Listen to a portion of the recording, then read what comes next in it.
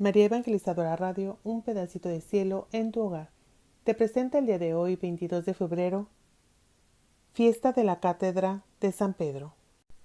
Hoy se celebra la festividad de la Cátedra de San Pedro, una ocasión solemne que se remonta al IV siglo y con la que se rinde homenaje y se celebra el primado y la autoridad de San Pedro. La palabra cátedra significa asiento o trono y es la raíz de la palabra catedral, la iglesia donde un obispo tiene el trono desde el que predica. Sinónimo de la cátedra es también sede, asiento o sitial. La sede es el lugar desde donde un obispo gobierna su diócesis. Por ejemplo, la Santa Sede es la sede del obispo de Roma, el Papa. Antes de rezar el Ángelus, en este día, el Papa San Juan Pablo II recordó que la festividad litúrgica de la Cátedra de San Pedro subraya el singular ministerio que el Señor confió al jefe de los apóstoles, de confirmar y guiar a la Iglesia en la unidad de la fe. En esto consiste el Ministerium Petrinum, ese servicio peculiar que el obispo de Roma está llamado a rendir a todo el pueblo cristiano. Misión indispensable que no se basa en prerrogativas humanas, sino en Cristo mismo como piedra angular de la comunidad eclesial. Recemos, dijo, para que la Iglesia, en la variedad de culturas, lenguas y tradiciones, sea unánime en creer y profesar las verdades de la fe y de moral transmitidas por los apóstoles. La cátedra es en realidad el trono que Carlos el Calvo regaló al Papa Juan VIII y en el que fue coronado el emperador el día de Navidad del año 875. Carlos el Calvo era nieto de Carlomagno. Durante muchos años, la silla fue utilizada por el Papa y sus sucesores durante las ceremonias litúrgicas hasta que fue incorporada al altar de la Cátedra de Bernini en 1666. Tradiciones, leyendas y creencias afirmaron durante muchos años que la silla era doble y que algunas partes se remontaban a los primeros días de la era cristiana e incluso que la utilizó San Pedro en persona. La silla ha sido objeto de numerosos estudios a lo largo de los siglos y la última vez que fue extraída del nicho que ocupaba en el altar de Bernini fue durante un periodo de 6 años entre 1968 a 1974. Los análisis efectuados en aquella ocasión apuntaban a que se trataba de una sola silla, cuyas partes más antiguas eran del siglo VI. Lo que se había tomado por una segunda silla era en realidad una cubierta que servía tanto para proteger el trono como para llevarlo en procesión. Todos los años, en esta fecha, el altar monumental que acoge la Cátedra de San Pedro permanece iluminado todo el día, con docenas de velas, y se celebran numerosas misas desde la mañana hasta el atardecer, incluyendo con la misa del capítulo de San Pedro. La Santa Sede, en la Basílica de San Pedro, cuelga directamente debajo de la famosa imagen del Espíritu Santo. En círculos clericales rueda siempre a madera de broma la pregunta: ¿cuál es la santa que, si bien tiene 4 piernas, no podría correr? Pues bien, es la Santa Sede. El término, no de muy fácil comprensión, es hasta hoy una usual denominación para el Papa, quien como soberano sujeto del derecho internacional goza del reconocimiento de alrededor de 170 estados y 20 organizadores internacionales. No pocas veces se piensa que el Papa es reconocido por otros estados y jefe de Estado, como jefe del diminuto Estado Vaticano, si bien su condición especial no se fundamenta en el ser el país más pequeño del mundo. El Papa es reconocido en virtud de sus relaciones de siglos con otros estados, sobre todo a través del envío de embajadores. se hubiera perdido el Vaticano, como fue el caso en el siglo XIX con los estados pontificios, de mayor extensión y no poca significancia política, la Santa Sede hubiera permanecido siendo sujeto de derecho internacional reconocido internacionalmente.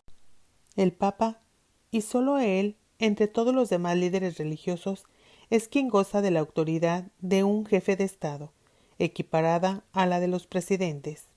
Y todo esto se lo debe, por así decir, al banquillo de madera sobre el que se sentó San Pedro, cuando enseñaba a la comunidad de Roma. Este pequeño asiento del príncipe de los apóstoles se encuentra hoy en el enorme altar de bronce que se levanta al final de la nave occidental de la Basílica de San Pedro. El trono de San Pedro, elevado a lo alto por 4 doctores de la Iglesia, es sobrepasado en fulgor por la imagen del Espíritu Santo, la única ventana colorida en la cátedra de San Pedro. La Iglesia celebra hoy la fiesta de la cátedra de San Pedro, para recordar la autoridad del primero de los apóstoles y la de sus sucesores. La Santa Sede, cuyo concepto se remonta al banco de madera de un pescador, a quien el Señor nombró pastor de su Iglesia, es la más alta autoridad moral en todo el mundo actual. También los no cristianos prestan atención a las palabras del Papa sobre la paz, migración y protección climática. Más importante que estos temas políticos es, sin embargo, la preservación y auténtica interpretación de la fe, que le fue confiada a Pedro y a sus sucesores.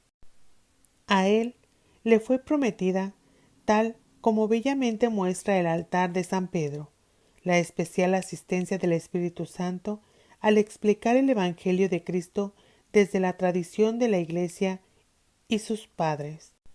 Él, el Papa, y solamente él, tiene la potestad de las llaves para atar y desatar. Él tiene poder directo, inmediato, limitado solo para la ley divina sobre toda la Iglesia. Él es el Pastor Supremo a quien le es confiado la totalidad del rebaño del Señor. La Iglesia celebra hoy este elevado servicio del servidor de los siervos de Dios, al contrario de los patriarcas ortodoxos organizados por iglesias nacionales y de los cientos de denominaciones protestantes. La Iglesia Católica es una gracias al Papa, a quien el Concilio Vaticano II denomina su cabeza visible. La fiesta de la Cátedra de San Pedro es ocasión para agradecer por las piedras sobre las cuales Jesús quiso edificar su Iglesia. Cada Papa, hombre débil y pecador, es, por cierto, la base fuerte sobre la cual la enseñanza y la vida de los discípulos de Jesús se asientan firmemente. El Papa Benedicto XVI, durante la toma de posesión de su cátedra, es decir, la Basílica de San Juan de Letrán, explica muy bellamente el ministerio petrino de enseñar y dirigir. Pedro fue el primero que hizo, en nombre de los apóstoles, la profesión de fe. Tú eres el Cristo, el Hijo de Dios vivo. Mateo 16:16. Esta es la tarea de todos los sucesores de Pedro, ser el guía de la profesión de la fe en Cristo, el Hijo de Dios vivo. La cátedra de Roma es, ante todo, cátedra de este credo. Desde lo alto de esta cátedra, el obispo de Roma debe repetir constantemente Dominus Iesus. Jesús es el Señor, como escribió San Pablo en sus cartas a los romanos, Romanos capítulo 10, versículo 9, y a los Corintios, 1 de Corintios capítulo 12, versículo 3. A los Corintios, con particular énfasis, les dijo: pues aun cuando se les dé el nombre de dioses, bien en el cielo, bien en la tierra, para nosotros no hay más que un solo Dios, el Padre, y un solo Señor, Jesucristo, por quien son todas las cosas y por el cual somos nosotros. Primera de Corintios capítulo 8 versículos 5 al 6. La cátedra de Pedro obliga a quienes son sus titulares a decir, como ya hizo San Pedro, en un momento de crisis de los discípulos, cuando muchos querían irse: Señor, ¿a quién vamos a ir? Tú tienes palabra de vida eterna, y nosotros creemos y sabemos que tú eres el Santo de Dios. Juan, capítulo 6, versículos 68 al 69. Aquel que se sienta en la cátedra de Pedro debe recordar las palabras que el Señor dijo a Simón Pedro en la hora de la última cena: y tú, una vez convertido, confirma a tus hermanos. Lucas, capítulo 22, versículo 32. Aquel que es titular del ministerio petrino debe tener conciencia de que es un hombre frágil y débil, como son frágiles y débiles sus fuerzas, y necesitan constantemente purificación y conversión, pero debe tener también conciencia de que del Señor le viene la fuerza para confirmar a sus hermanos en la fe y mantenerlos unidos en la confesión de Cristo crucificado y resucitado. San Pablo la recogió fielmente de los testigos. Esta narración habla primero de la muerte del Señor por nuestros pecados, de su sepultura, de su resurrección, que tuvo lugar al tercer día, y después dice: Cristo se apareció a Cefas y luego a los 12. Primera de Corintios, capítulo 15, versículo 4. Así, una vez más, se resume el significado del mandato conferido a Pedro hasta el fin de los tiempos: ser testigo de Cristo resucitado.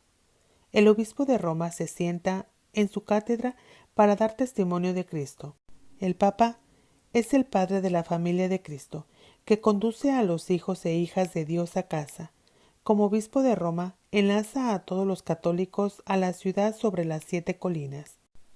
Todos, sin importar color de piel, son ciudadanos de esta ciudad, tenue imagen de aquella urbe que un día descenderá del cielo como lugar donde habita Dios. Queridos romanos, ahora soy vuestro obispo.